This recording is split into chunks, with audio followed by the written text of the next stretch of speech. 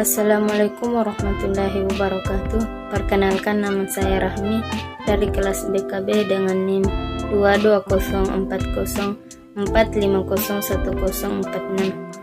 Jadi tujuan pembuatan video ini untuk memenuhi UTS mata kuliah teori-teori kepribadian. Jadi pada video ini saya akan menjelaskan mengenai teori Ludwig Klages dan teori Edward Springer. Yang pertama itu teori Ludwig Klages. Yang pertama, biografinya. Ludwig Klages lahir pada tanggal 10 Desember 1872 di Hannover, Jerman, putra dari Friedrich Ferdinand Louis Klages, seorang pengusaha dan mantan perwira militer, dan istri Marie Helene Nicolster. Pada tahun 1878, saudara perempuannya Helene Klages lahir dan keduanya berbagi ikatan yang kuat sepanjang hidup mereka. Pada tahun 1882, ketika Klages berusia 9 tahun, ibunya meninggal. Kematian tersebut diperkirakan akibat pneumonia. Pendidikan awal Klages ditandai dengan penekanan tradisional pada ilmu klasik dan humaniora. Dia dengan cepat mengembangkan minat yang kuat pada penulisan prosa dan puisi, serta pada zaman kuno Yunani dan Jerman. Hubungannya dengan ayahnya tegang karena ketegasan dan keinginan ayahnya untuk mendisiplinkannya. Meski demikian, upaya untuk melarang Klages menulis puisi tidak berhasil baik oleh guru maupun orang tuanya. Klages pindah ke Munich pada tahun 1893, melanjutkan gelar sarjananya di Universitas Munich.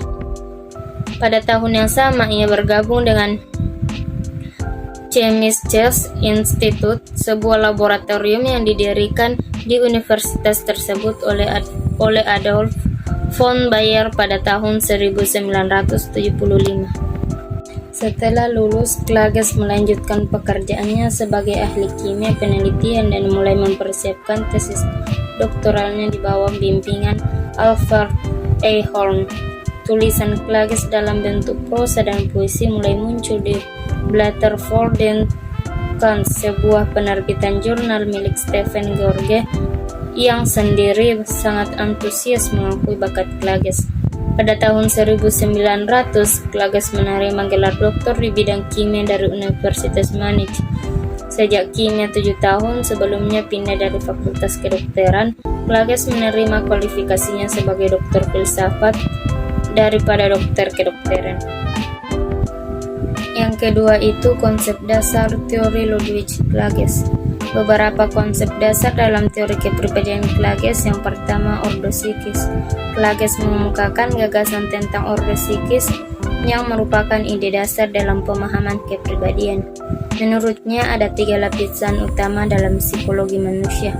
Yang pertama, autonom, lapisan yang menggambarkan aspek spiritual dan idealistik dari diri manusia. Yang kedua itu ada heteronom, lapisan yang berkaitan dengan norma dan nilai-nilai yang diimpor dari luar oleh masyarakat. Yang ketiga, autonom. Lapisan ini adalah yang paling fundamental dan menggambarkan aspek-aspek pribadi dan alami dari diri individu. Kemudian konsep dasar teori Klages yang kedua yaitu karakterologi Gestalt.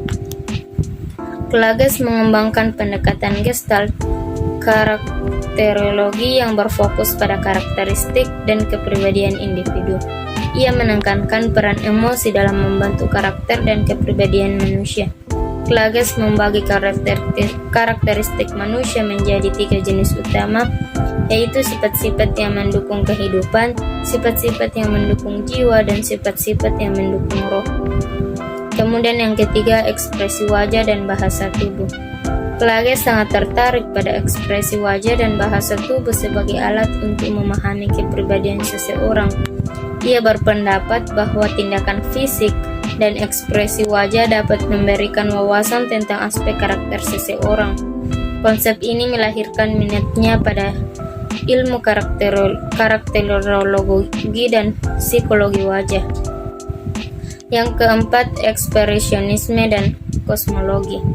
Klages adalah seorang ekspresionis, dan mengembangkan gagasan bahwa karakter seseorang tercermin dalam ekspresi seni, khususnya seni rupa. Ia berargumen bahwa melalui seni ekspresionis, seseorang dapat mengungkapkan diri dan mengekspresikan karakteristik pribadi yang mendalam. Selain itu, Klages menggabungkan kosmologi dan kepribadian, mengklaim bahwa alam semesta dan karakter manusia berhubungan erat. Yang kelima, penolakan rasionalisme. Klages menolak rasionalisme dan penggunaan pemikiran rasional sebagai cara utama untuk memahami manusia. Ia menganggap bahwa pemahaman karakter dan kepribadian harus bersumber dari pengalaman pribadi dan perasaan. Kemudian selanjutnya, struktur kepribadian teori Ludwig Klages. Yang pertama, temperamen. Temperamen merupakan sifat atau kekuatan yang dimiliki oleh seseorang. Temperamen terbagi atas dua bagian, yaitu temperamen sanguinis dan temperamen flegmatis. Seseorang yang temperamen sanguinis memiliki sifat yang bertingkah laku dan tidak pantang menyerah dalam melakukan sesuatu. Sedangkan temperamen flegmatis kebalikan dari temperamen sanguinis. Orang yang temperamen flegmatis memiliki sifat yang lambat dan selalu mempertimbangkan dalam melakukan sesuatu. Namun jika sudah matang pertimbangannya, maka orang tersebut akan memiliki kekuatan besar dalam dirinya untuk mencapai keinginannya. Daya reaksi yang tinggi itu pada orang sanguinis berakar pada hasrat bergerak atau bereaksi di dalam hidupnya. Kerap kali timbul kebutuhan akan perubahan dan selingan. Apabila ada sesuatu tujuan yang hendak dicapai dan kemauannya cukup kuat, maka ia akan mengambil prakarsa bertindak aktif dan mencoba menghindarkan diri dari rintangan. Akan tetapi, bila tidak ada tujuan yang tertentu, tidak ada goal for stealing, maka kebutuhan akan selingan dan perubahan itu akan membawanya ke sifat-sifat mudah lalai, mudah lupa, dan kurang hati-hati. Yang kedua, perasaan. Perasaan merupakan suatu keadaan seseorang untuk menerima dan menolak sesuatu, dan perasaan merupakan bentuk suasana. Seseorang yang dirasakan seperti kesedihan ataupun kebahagiaan. Perasaan terdiri atas dua bagian, yaitu kegiatan batin dan taraf kejelasan. Kegiatan batin merupakan sesuatu yang belum dikerjakan oleh seseorang, namun sudah mampu dirasakan. Sedangkan taraf kejelasan adalah sesuatu yang sudah dikerjakan dan mampu dirasakan oleh perasaan seseorang yang berupa suasana hati. Yang ketiga, daya ekspresi. Daya ekspresi merupakan suatu dorongan dalam diri seseorang untuk mengungkapkan maksudnya yang diekspresikan dalam bentuk nyata. Daya ekspresi tersebut seperti bahagia, sedih. Selanjutnya, pribadi sehat dan tidak sehat menurut teori Ludwig Klages. Yang pertama, pribadi sehat menurut Klages adalah individu yang mampu mengungkapkan dan mengaktualisasikan kekuatan mental. Mereka memiliki akses yang baik ke aspek-aspek emosional, kreatif, dan insting mereka. Pribadi sehat cenderung hidup secara harmonis dengan diri mereka sendiri dan menjalani kehidupan yang autentik dan bersifat penuh makna. Mereka memiliki keseimbangan antara aspek logis dan irasional dalam diri mereka, sehingga dapat mengatasi konflik internal dengan baik. Selanjutnya, pribadi tidak sehat. Pribadi tidak sehat adalah individu yang mengalami disosiasi atau pemisahan antara berbagai aspek diri mereka. Mereka mungkin mengalami ketidakseimbangan emosional atau intelektual. Pribadi tidak sehat dapat mengalami konflik internal yang parah, yang mengarah pada perasaan kebingungan, kecemasan, atau bahkan psikopatologi. Mereka mungkin juga mengalami kesulitan dalam mengekspresikan emosi dan menghadapi kekacauan dalam diri mereka. Klages berpendapat bahwa pribadi tidak sehat cenderung hidup dalam ketidakharmonisan dengan diri mereka sendiri, dan ini dapat menghasilkan disfungsi dalam berbagai aspek kehidupan. Selanjutnya saya akan menjelaskan mengenai teori Edward Spranger. Yang pertama, biografinya. Edward Spranger lahir pada tanggal 27 Juni 1882. Adalah seorang filsuf dan psikolog Jerman, seorang seorang pelajar Wilhelm Dilthey. Spranger dilahirkan di Berlin dan meninggal di Tübingen. Ia dianggap sebagai seorang humanis yang mengembangkan pedagogi filosofis sebagai tindakan pertahanan diri terhadap teori eksperimental yang berorientasi psikologi pada masa itu. Spranger adalah penulis buku Lebensformen, diterjemahkan sebagai tipe manusia, yang terjual adalah 28.000 eksemplar pada akhir tahun 1920. Spranger berteori bahwa tipe kehidupan manusia adalah struktur dalam kesadaran. Keyakinannya adalah bahwa tipe kepribadian mempunyai dasar dalam biologi, namun tidak dapat sepenuhnya dijelaskan oleh biologi. Ia menulis pada tingkat yang lebih rendah, mungkin jiwa sepenuhnya ditentukan secara biologis. Pada tingkat yang lebih tinggi, secara historis, misalnya jiwa berpartisipasi dalam nilai-nilai objektif yang tidak dapat disimpulkan dari nilai sederhana, yaitu pemeliharaan diri. Ia mengkritik psikolog yang mereduksi jiwa dan masyarakat menjadi elemen abstrak sains. Karakteristik lain dari pemikiran Spranger adalah ketertarikannya pada holisme, yang melibatkan penemuan bahwa segala sesuatu adalah bagian dari segala sesuatu yang lain, dan bahwa totalitas pikiran hadir dalam setiap tindakan. Ia menegaskan bahwa perhitungan kuantitatif, sensasi, refleks, dan kutipan dari ingatan adalah unit yang tidak berarti, yang ketika disintesis tidak akan menghasilkan keseluruhan makna yang kita semua jalani. Selanjutnya adalah konsep dasar teori Edward Spranger. Konsep dasar dalam teori kepribadian Spranger adalah yang pertama, tipe-tipe kepribadian. Spranger mengidentifikasikan 6 tipe kepribadian berdasarkan nilai-nilai yang mendasari perilaku individu. Setiap tipe kepribadian ini mencerminkan perbedaan dalam nilai-nilai yang mereka anut. Tipe-tipe kepribadian tersebut adalah yang pertama, teoritis. Orang dengan tipe kepribadian teoritis memiliki nilai-nilai intelektual dan pengetahuan yang tinggi.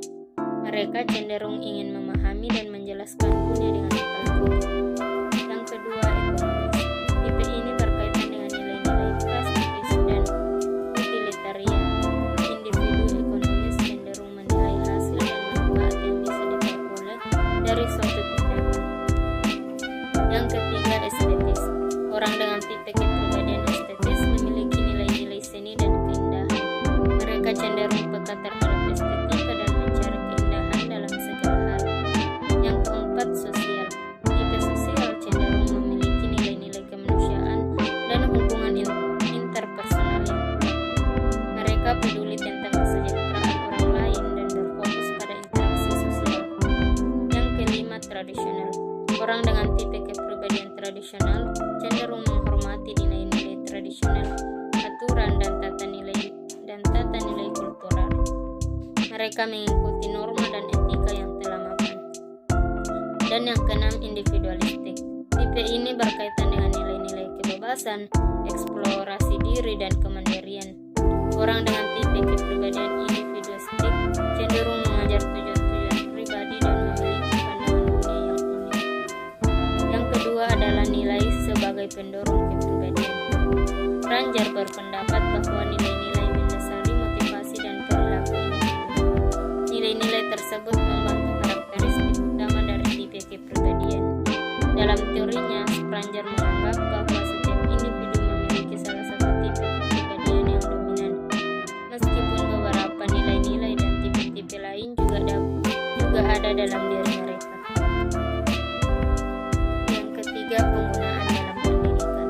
Teori kepribadian Spranger memiliki aplikasi penting dalam bidang pendidikan.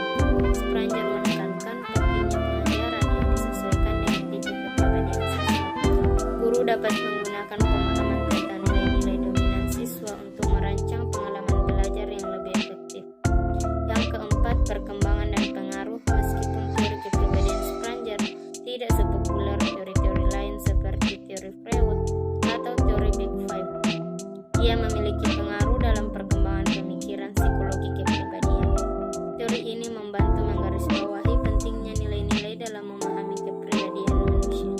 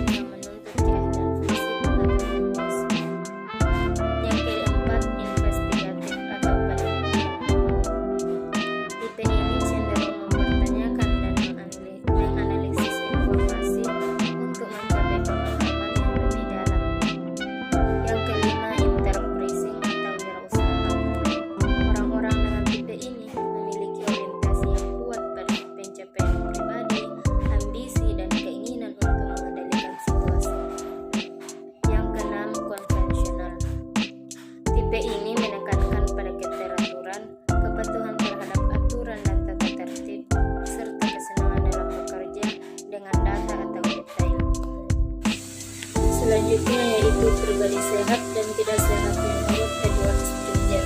Yang pertama, pribadi sehat. Tipe sosial.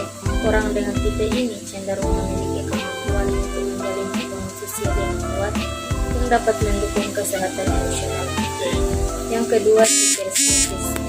Kepribadian ini mungkin membantu seseorang menghargai keindahan alam dan seni yang dapat memiliki dampak positif pada kesejahteraan mental. Dan yang selanjutnya adalah pribadi tidak sehat. Yang pertama, tipe ekonomis. Jika diambil ke ekstrim, tipe ini mungkin cenderung hanya fokus pada keuntungan dan mengabaikan aspek-aspek penting lainnya dalam hidup, seperti kesehatan ataupun hubungan sosial. Yang kedua, tipe tradisional.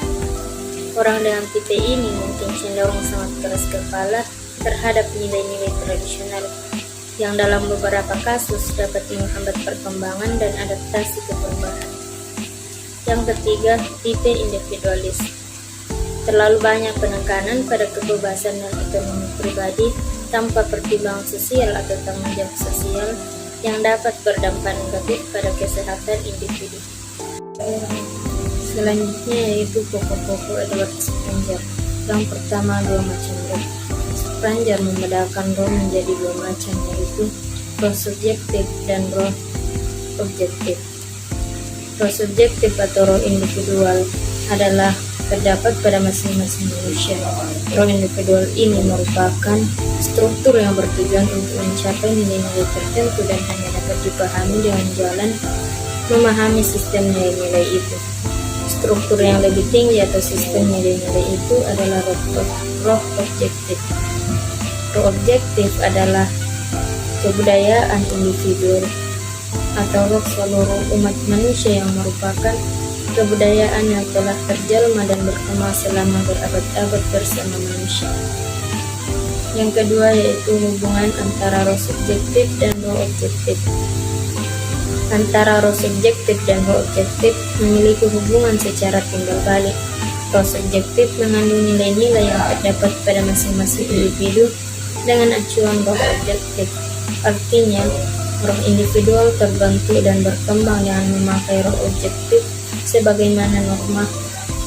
Roh objektif mengandung unsur-unsur yang mendapat pengakuan umum sebagai hal-hal yang bernilai. Hal ini menyebabkan roh objektif memiliki kedudukan yang lebih tinggi dan diletakkan di atas roh individual. Yang kedua, lapangan-lapangan hidup. Kumpulan nilai-nilai kebudayaan yang tersusun oleh struktur tertentu adalah kebudayaan. Ini dinyatakan oleh Springer yang mana kebudayaan dipandang suatu sistem atau nilai-nilai. Springer menanamkan nilai sebagai lapangan hidup dan mengelompokkan menjadi lapangan hidup. Yang pertama, lapangan hidup yang bersangkutan manusia sebagai individu. Terdapat 4 lapangan nilai, yaitu lapangan pengetahuan, lapangan ekonomi, lapangan kesenian, dan lapangan keagamaan. Dan lapangan hidup yang bersangkutan manusia sebagai anggota masyarakat terbagi atas 2, yaitu lapangan kemasyarakatan dan lapangan keagamaan.